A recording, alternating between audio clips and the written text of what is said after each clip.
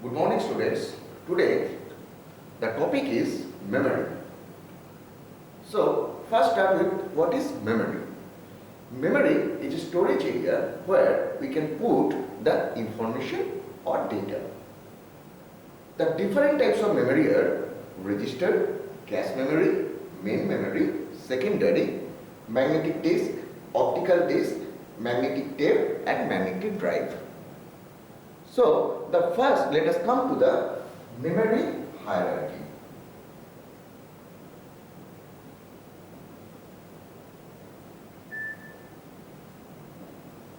What is memory hierarchy?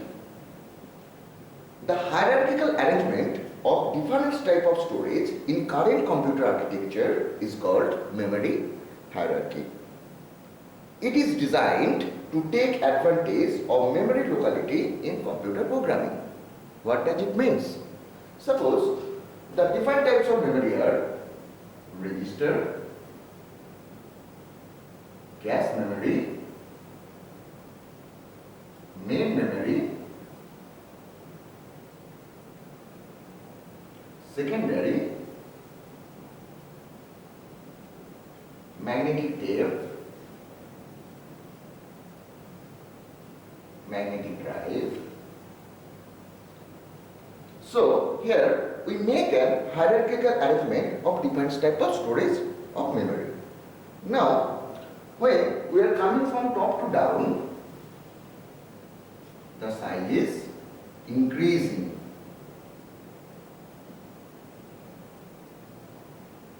As well as the cost increasing.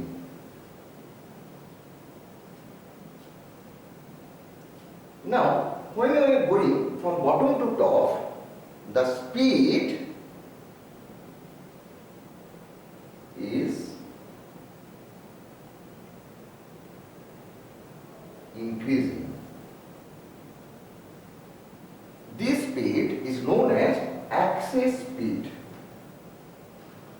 So, we make a conclusion that this type of hierarchical arrangement of storage of different type of memory is known as memory hierarchy. Let us come to different types of memory function. Different types of memory function. Number one, access time. What does it mean? What is access time? The access time refers that the time between the request to the ith level and what arises from that level of memory to the CPU. Suppose here is your CPU and here is your RAM. At 10 o'clock you have requested for a word from the RAM, and at 10.05 you are accessing that word from that RAM.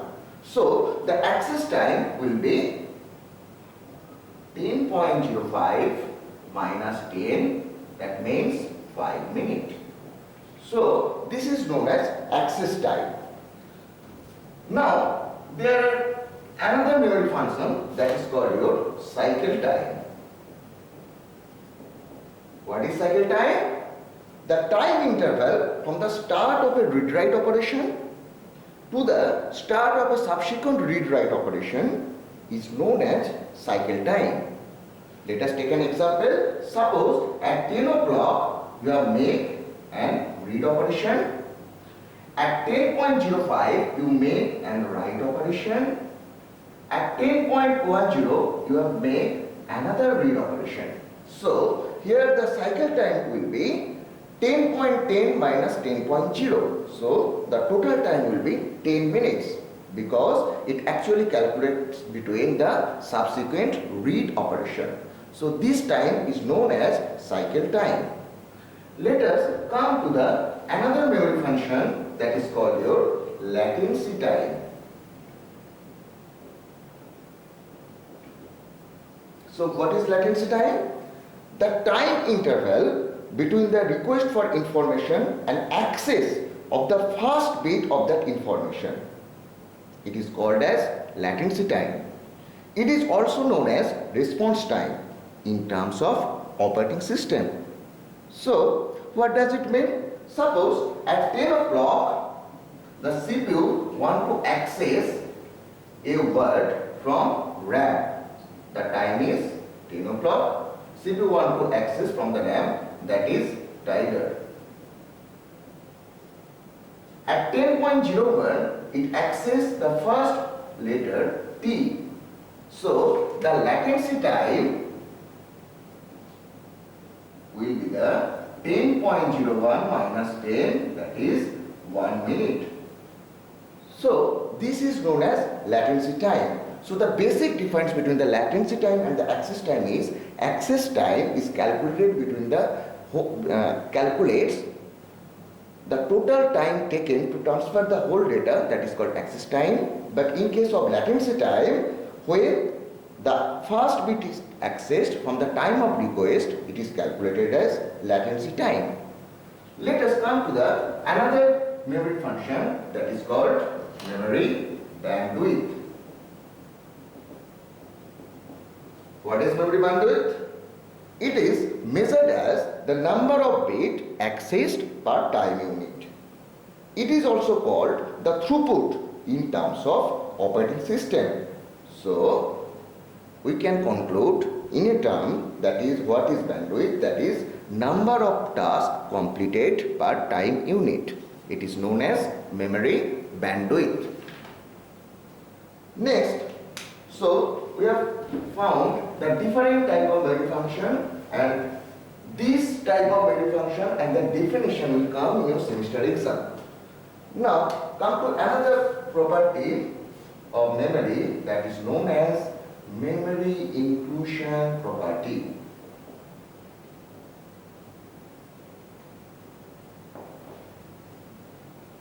According to memory inclusion property, the contents that are present in upper level of memory hierarchy must be present also in lower level of memory hierarchy. At the time of processing, required portion of memory, suppose it is denoted as MI, are copied into higher level, that means MI plus 1, MI plus 2 and so on. So, if a word is found in memory MI level, then copies of the same information will be found in MI plus 1, MI plus 2 and so on. But a word stored in MI plus 1 may not be found in MI. So let us take an example. In the memory hierarchy, the first one is your register, cache memory, main memory, secondary memory. This is the arrangement that is found in memory hierarchy. So what does memory inclusion property says? Memory inclusion property says that if a word, suppose you have stored a word A in register, the copy of A will be found in next higher level, that is known as memory inclusion property.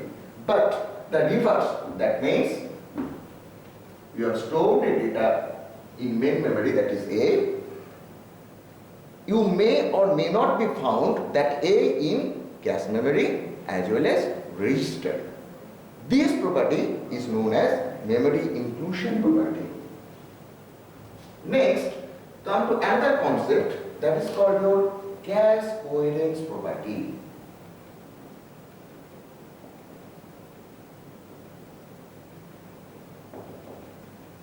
What does cache coherence property says?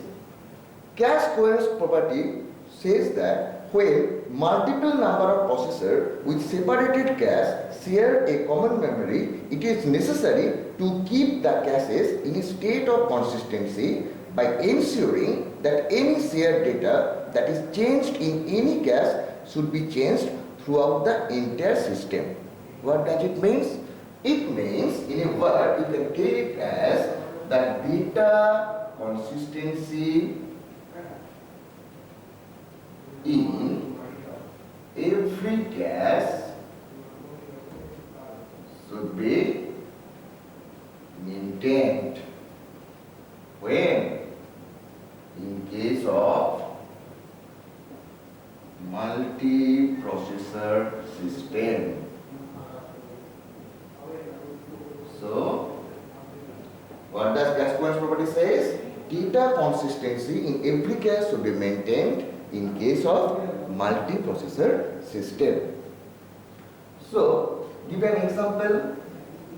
Here is, suppose here is CPU 1, here is CPU 2, here is CPU 3, and these CPU are accessing a common memory through a local bus.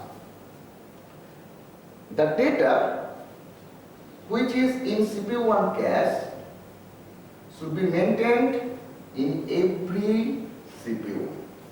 That is known as cache coherence property. This cache coherence property solution are two solutions there are in cache coherence property. Number one, through a directory based.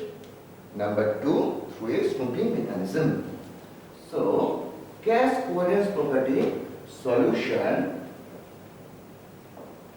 there are two ways. Number one, through a directory based. Number two, through a snooping mechanism.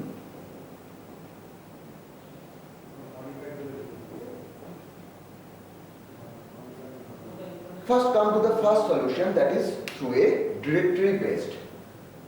Here the data is being shared, is placed in a common directory that maintains the consistency of the data in every cache. Here the directory acts as a filter through which the requesting processor must ask permission to load an entry. When an entry is changed, the directory updates all other caches with that entry. It is done through a directory based solution technique. Next technique is through a snooping mechanism. Here, all the caches on the local bus monitor or snoop the bus to determine if they have a copy of the block of data is exchanging through the bus. That comes under snooping mechanism. Now comes to another concept that is called locality of reference. Locality of reference. What does it mean? It is the term applied to the situation where the same value or related storage location are frequently accessed. This property is known as locality of reference principle. How many types of locality of reference principle are there? There are three types of locality of reference principle. Number one, temporal. What does it mean? Temporal means a memory location that is referred by a program at any point of time will be referred again in near future. Example is loop. Next one is spatial. What does the word mean spatial means? If an item is referred, the item whose address are close to tend to be referred again in near future. The example is array. Next, another one is your sequential. What does it mean? In a typical program, the execution of instruction follows a sequential order. The example of this type of locality of reference is execution of a program.